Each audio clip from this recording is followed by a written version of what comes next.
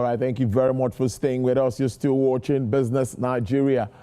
The Nigerian National Petroleum Company Limited declared profit after tax of 5.4 trillion naira for the financial year ended 2024, marking one of its strongest performance since its transition into a limited liability company.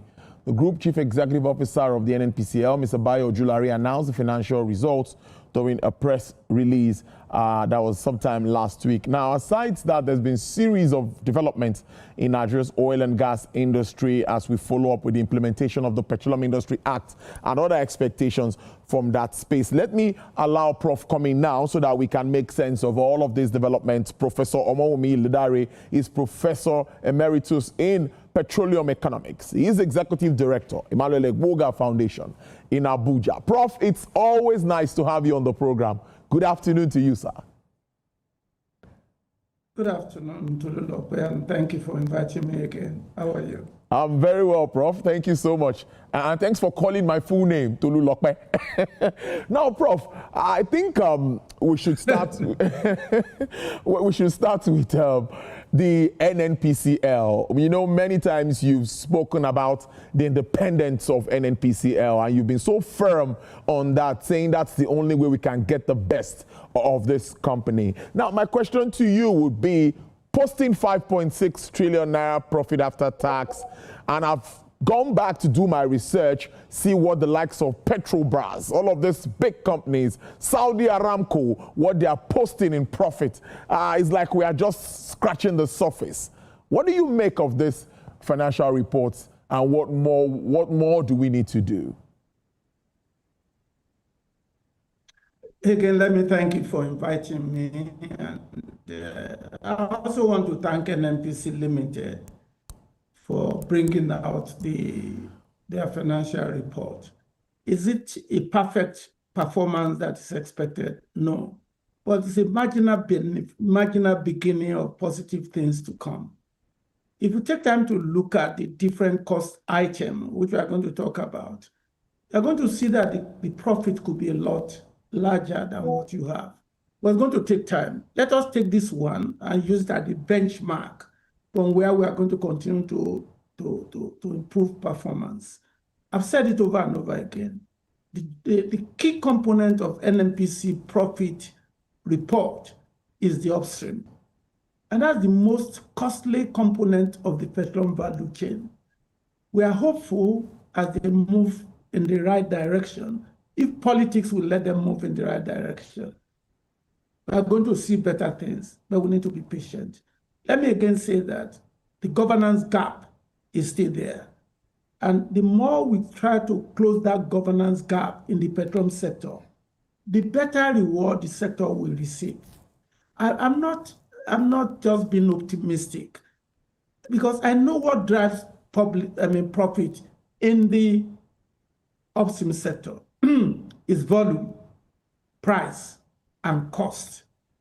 Volume is stochastic because it is dependent on the energy in the reservoir, which calls for competence, technical competence, not political competence.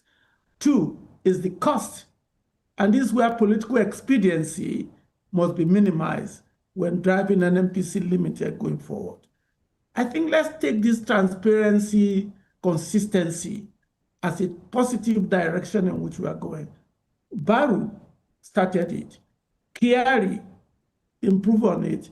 And the NNPC Limited is now embracing it fully. That's the positive thing I'm going to take out. And now we can debate the information in the report, one after the other. Yes, production is still low, which is volume, which they can address. Two, cost is still high, which they need to be thinking about as a public liability company. And so that we can have more time for conversation, political expediency must have nothing to do with their decision making. I know people will not like that every time I say that. What I want us to take away is NNPC Limited cannot continue to be the cash cow as a liability company for the Federation. And you can see it clearly in their report. The energy security cost is still a cash cow mentality. We need to get rid of that. I think it's a good start. And reading through this write-up, the covenant of governance and all of this from expected from the NNPCL, we still have issues and complaints of expenditures, just like you said, maintaining of pipelines, refineries that we don't get petrol from, as of today. I don't know which of the nations or NNPC's refinery that is producing or refining PMS. But we still spend trillions of naira to maintain all of this. How do we balance this up, Prof?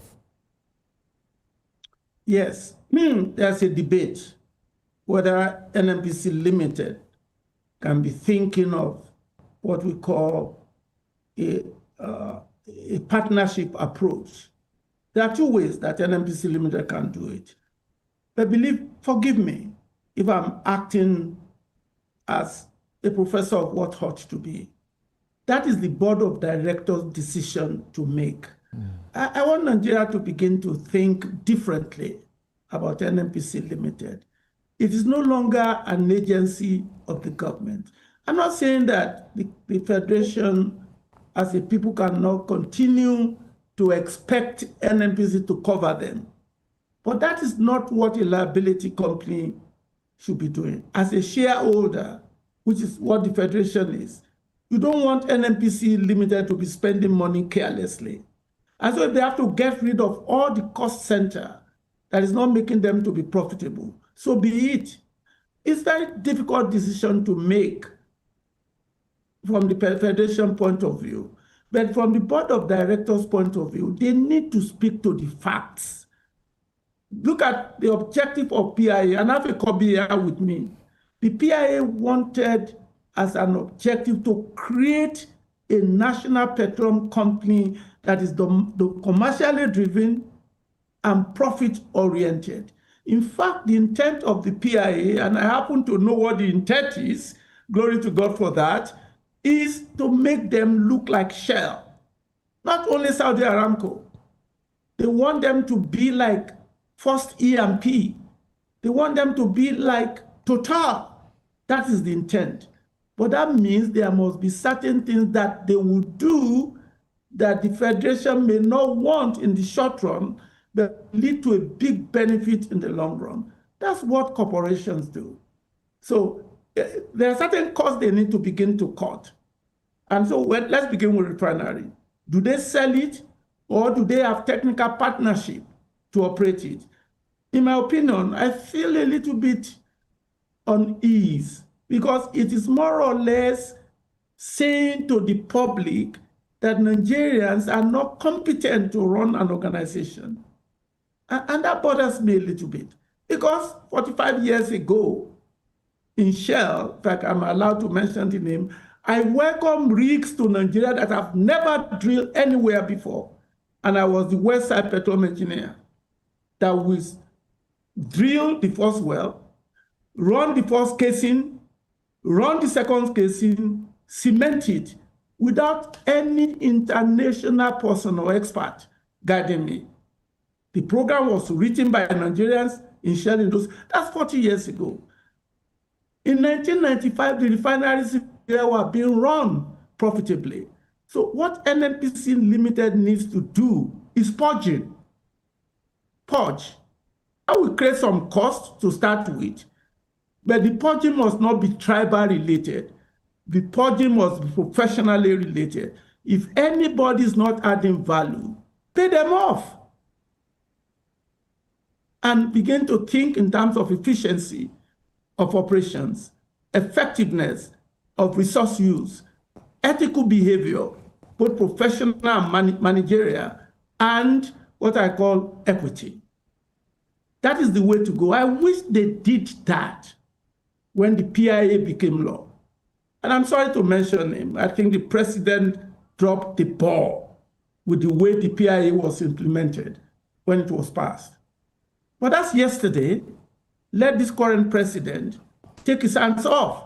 Let the board of directors run the NNPC Limited. And we're going to be talking a lot of different stories. Because what we have is not a geological problem in Nigeria with 37 billion barrels of oil. What we are having is a governance gap. And if you can do that, investment will flow. How do Even we... to refinery. Go ahead, Prof. Go ahead, Prof. I said, even including investment into the refineries, you cannot continue to have a cost center of almost 8 trillion naira. The governance gap which you talked about needs to be bridged. And yes. I don't know how we can bridge this gap. So 2 things Oh now. My goodness, you're not getting me into trouble again, Tolu. You need a driver in the petroleum sector, the way you have a driver in the financial sector. If the financial sector fails today, we know who to blame. The governor of the central bank and the minister of finance. In the oil and gas sector, we don't know who to blame. Is it the minister of state for oil, or the minister of state for gas, or the unknown minister of petroleum resources? We don't have that. Now, you can't blame the board of directors when the Federal Executive Council is still the driver. You cannot blame the upstream regulator when the minister is not supposed to be driving it, is the one giving instruction. Neither can you blame the authority when there's no board. So those are the governance gaps that the investors are looking at. And we close the gaps, then people will know that we're serious.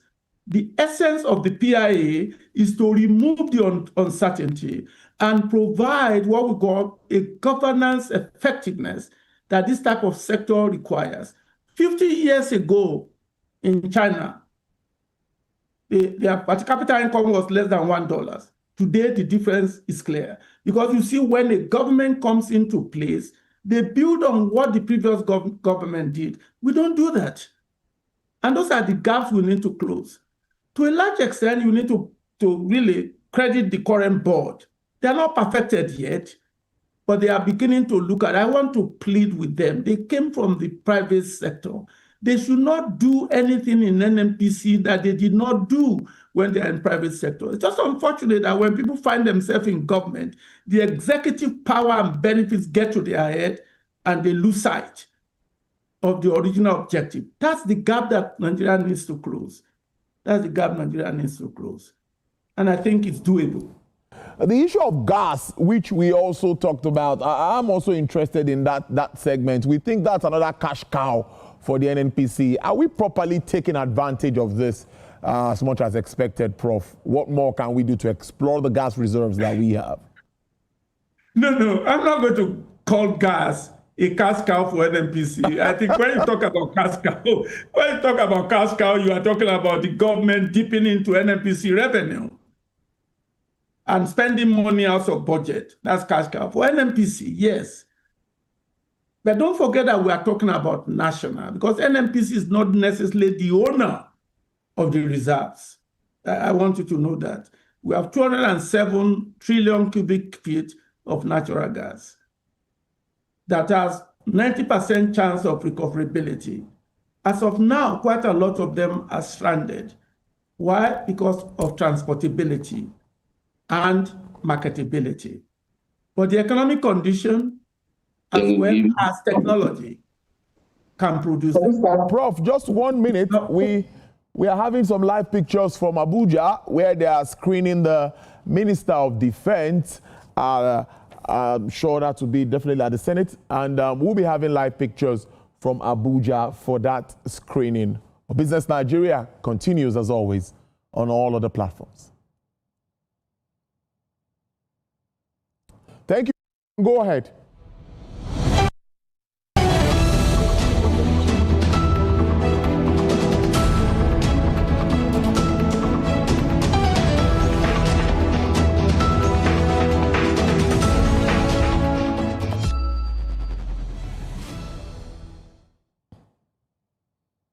All right, thank you so much, Professor Elidari. Please, we can go on with your point. Okay. Thank you. We just need to build the market, end users market. And that's what the PIA, and that's what the petroleum policy stated. 1, industrial parks with gas availability. 2, gas to power. And that has a climate climate change advantage. 3, commercial. I want to plead with the government to look at the plaza in Abuja, where you have generators. Convince them to come together, get a gas power plant driven by CNG or mobile liquefied natural gas. Go to all of those centers and build a gas market in that case.